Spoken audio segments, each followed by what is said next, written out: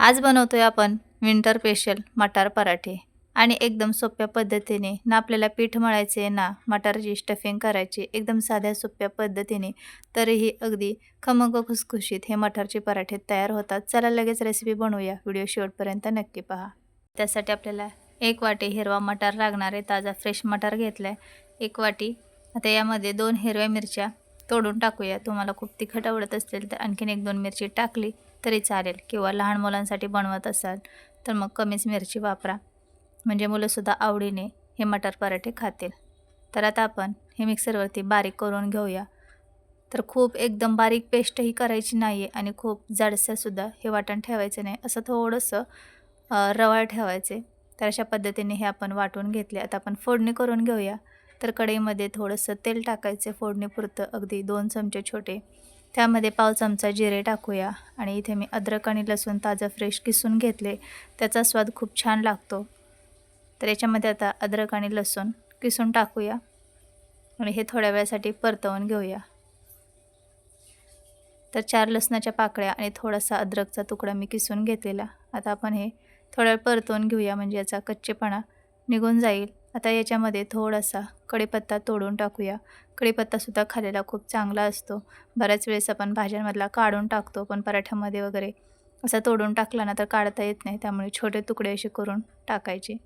आता हे सर्व चांगलं भाजून झालं. याच्यामध्ये आपण जे मटारचं मिश्रण बारीक करून घेतले ते टाकून घेऊया.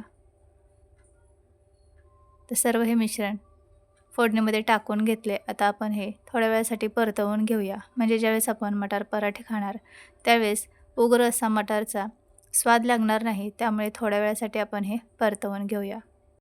आता गॅसची फ्लेम कमी ठेवायची आणि कमी गॅसवरतीच आपल्याला 3-4 मिनिट हे थोड्या वेळ चांगलं परतवून घ्यायचे. तर पहा, छान मटारचा कच्चेपणा कमी झालेला आहे. आता याच्यामध्ये आपण थोडेसे मसाले टाकून घेऊया. तर सगळ्यात अगोदर आपण चवीनुसार मीठ टाकून घेऊ. तर आपल्याला फक्त भाजीपुरतं त्याच्यामध्ये मीठ टाकायचं आहे, कारण नंतर आपण गव्हाच्या पिठामध्ये मीठ टाकणार आहोत. थोडीशी हळद टाकून घेऊया. पाव चमचा धना पावडर आणि पाव चमचा सब्जी मसाला, तुमच्याकडे जे मसाले असतील ते वापरले तरी चालेल. आता परत एकदा हे मसाले सर्व चांगले या मटारच्या मिश्रणामध्ये मिक्स करून घेऊया आणि मस्त सुगंध येतोय फोडणीचा. तर सर्व मसाले मी इथे मिक्स करून घेतलेत. तर चांगले परतवून झाले. आता याच्यावरती झाकण ठेवूया अगदी थोड्या वेळासाठी आणि एक वाफ काढून घेऊया. तर 2-3 मिनिट मी हे चांगलं मसाल्यामध्ये फ्राय करून घेतले मिश्रण. आता झाकण ठेवूया आणि 1 मिनिटभर याला वाफ देऊन घेऊया. लगेचच आपण झाकण खोलून पाहूया. तर मस्त याला ना वाफ बसलेली आहे पहा. आता पराठा एकदम स्वादिष्ट लागणार आहे, अजिबात उग्र चव लागणार नाही.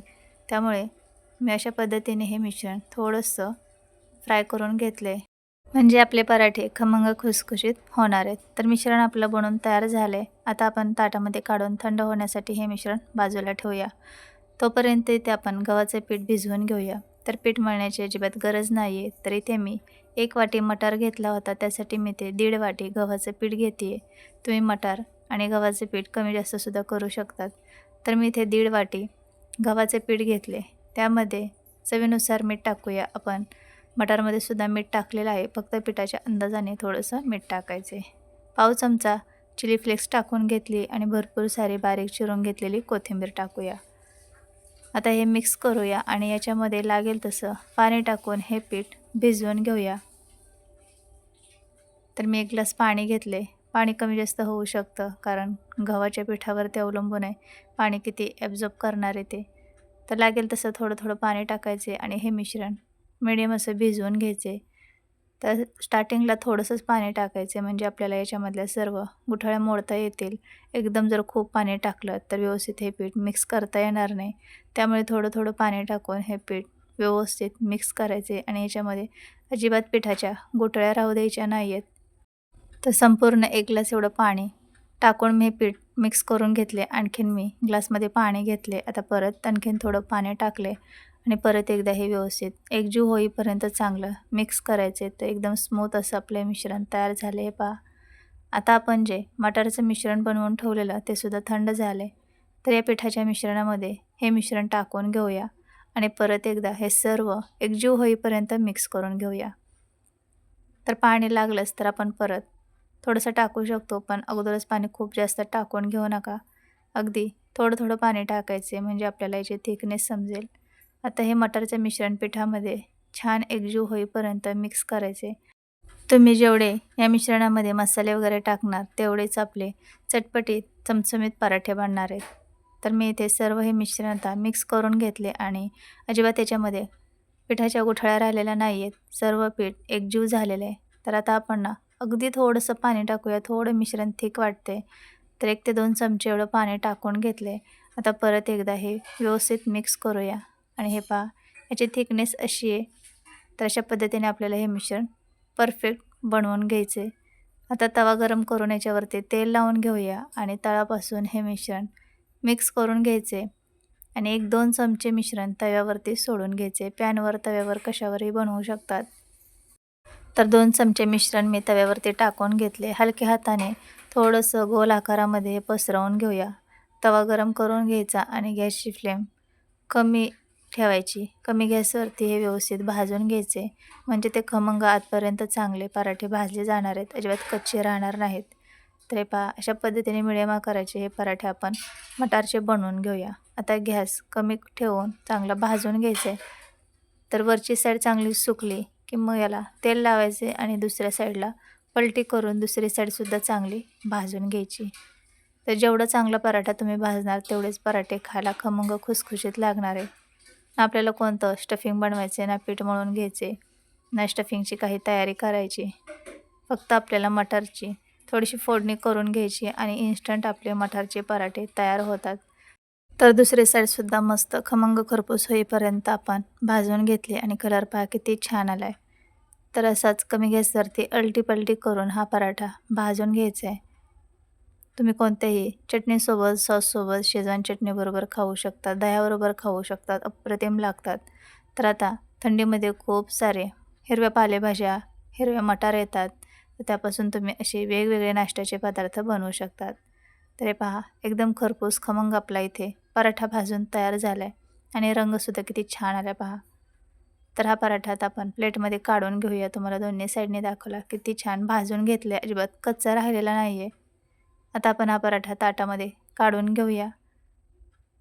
तर आपला पहिला पराठा बनवून तयार झाला आहे. तर मी आणखीन एक असाच बनवून दाखवते. सगळ्यात अगोदर तव्याला तेल लावून घ्यायचे आणि 2 पळी मिश्रण तव्यावरती सोडून हलक्या हाताने पसरवून घ्यायचे आणि हे मिश्रण खूप घट्ट ठेवायचं नाही किंवा खूपही पातळ नको. असं थिक ठेवायचे म्हणजे व्यवस्थित आपल्याला पसरवता येतं आणि पराठेसुद्धा मटारचे खूप छान होतात. तर दुसरासुद्धा पराठा मी सेम अशाच पद्धतीने बनवून घेतला आहे आणि हा पराठासुद्धा आपल्याला कमी गॅसवरच भाजून घ्यायचा आहे. गॅसची फ्लेम जर मोठी केली तर पटकन रंग येईल आणि आतमध्ये पराठे कच्चे राहतील. त्यामुळे कमी गॅसवरच हे पराठे भाजून घ्यायचे. तर दुसरासुद्धा पराठा आपला सेम अशाच पद्धतीने मी खरपूस होईपर्यंत कमी गॅसवरती भाजून घेतले आणि मस्त हा सुद्धा खरपूस आपला पराठा भाजून झाला आहे. हे पहा किती छान रंग आला आहे.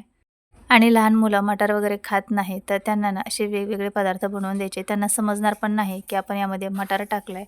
तर मस्त आपले पराठे 2 बनवून तयार आहेत. असे जाळीवरती ठेवायचे, चाळणीवरती म्हणजे त्याची वाफ निघून जाते आणि पराठे चिकट-चिवट राहत नाहीत. व्यवस्थित वाफ गेली की पराठे अगदी चपातीसारखे व्यवस्थित राहतात.